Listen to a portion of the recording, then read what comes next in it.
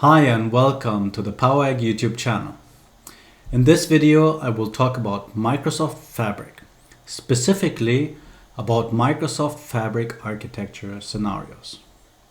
In my experience, I have used a kind of basic approach for an architecture, a 7 workspace architecture approach that I use for most of my projects. So I want to talk to you about that, how to use it, why it is good, what the stakeholders are at what kind of workspace, at which kind of stage, and what fabric capacity to use for which kind of workspace.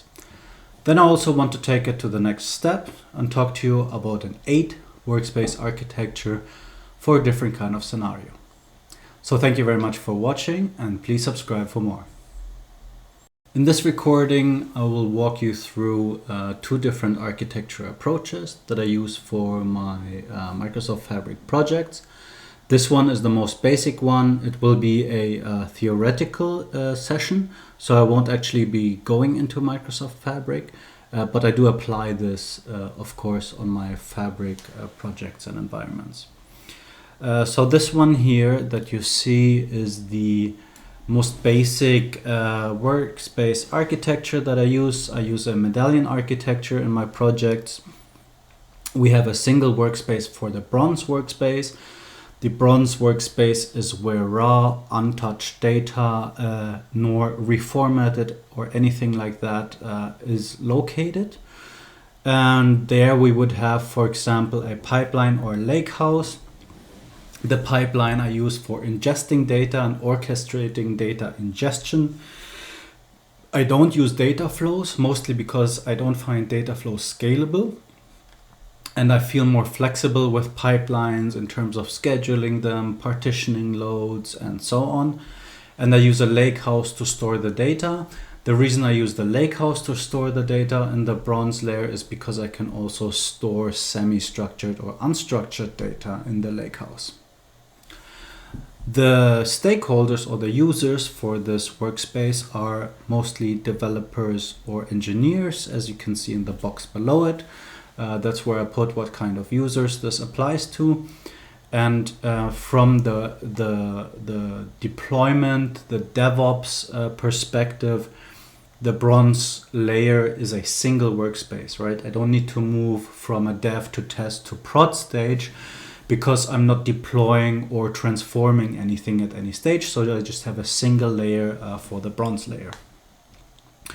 Then we go into the silver layer, where in this medallion architecture, I have a deployment pipeline that goes from dev to test to prod. There are 2 different ways you can do a deployment pipeline. You can use Azure DevOps with Git integration, that allows you to version control, but also to orchestrate deployment and transformations across different team members working on the same stuff at the same time. That's extremely powerful and more flexible, but you also need a more skilled team from developers' perspective, because they have to understand Azure DevOps. There's also the in-house SaaSify deployment pipeline for Microsoft Fabric. That's also available for premium per user users. You might know it from Power BI premium workspaces before Fabric was released. And in this one, you can move Fabric items from dev to test to prod, simply using this SaaSified solution where you can assign workspaces. So we have 3 workspaces in the silver layer, and in my scenario I mostly have notebooks to orchestrate, or mostly to transform data. They are part of my pipelines to execute and automate transformations. And then we can either have a warehouse or lakehouse, or databases now even, or I don't know, Cosmos DB, real-time intelligence solutions, event house, whatever. But in my case, I mostly work with batch processing data. I don't work much with real time or that much for most of my projects. So I mostly have these kind of items in my silver layer. And notebooks, of course, because that's where I do my transformations. It's for me the most powerful way to do it. I've gone away from using data flows, which are kind of like the Power query editor style from Power BI perspective, low code, no code transformation tools, but they are not, in my opinion, they are not as scalable and also more heavy on the capacity usage than a notebook using Spark. And then from the prod silver layer, we go into the gold layer, which will go into the dev workspace. Yeah, so we are now at workspace 5 on the top right, and there we find things that are developed for the end users, yeah, such as the data agent for talk with your data scenarios, semantic models to create your data model. So in the gold layer is where I would model my data. Yeah, I wouldn't do that before. And the Power BI report, yeah, which would also include publishing the Power BI reports into an applications, which has then a Power BI audience. And that would be then revised and pushed into test, where it is tested, and then to prod if it's ready for consumption. Yeah, so in the silver workspace, we have 3 different kind of users. We have the engineers, the analysts, and the data scientists. The data scientists, because they usually like the non-aggregated form of data.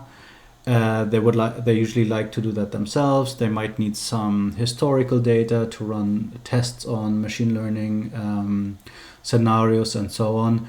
That data won't be available in gold. And in the gold, we simply have the business users and the analyst.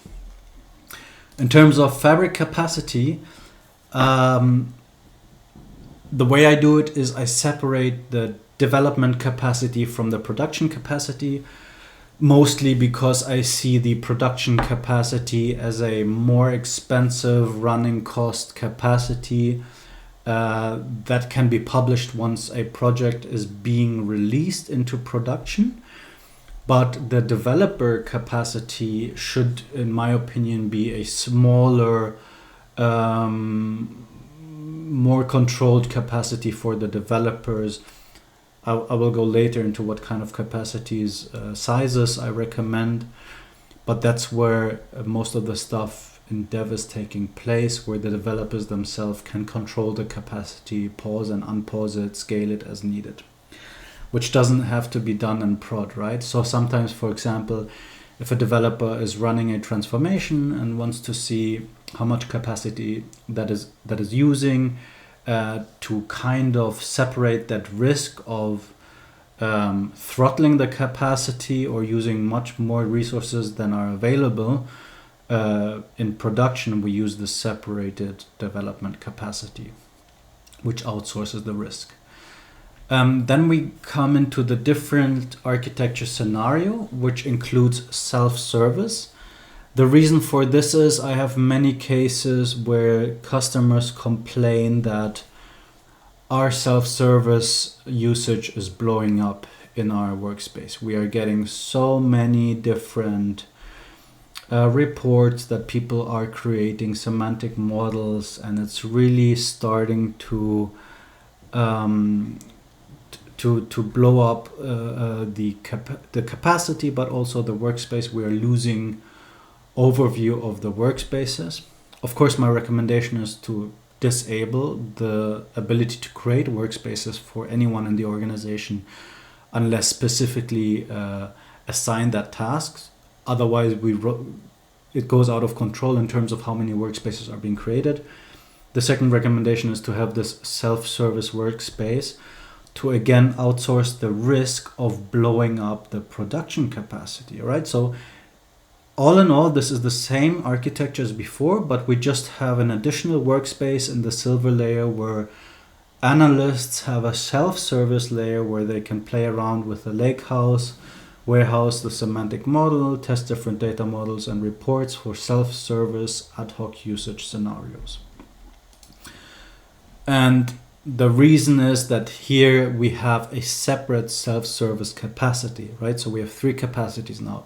The dev capacity, the prod capacity, but also to outsource risk in terms of self-service, where users may do something that is out of control, out of the control of the admins, that might cause issues on the capacity, we have this dedicated self-service capacity.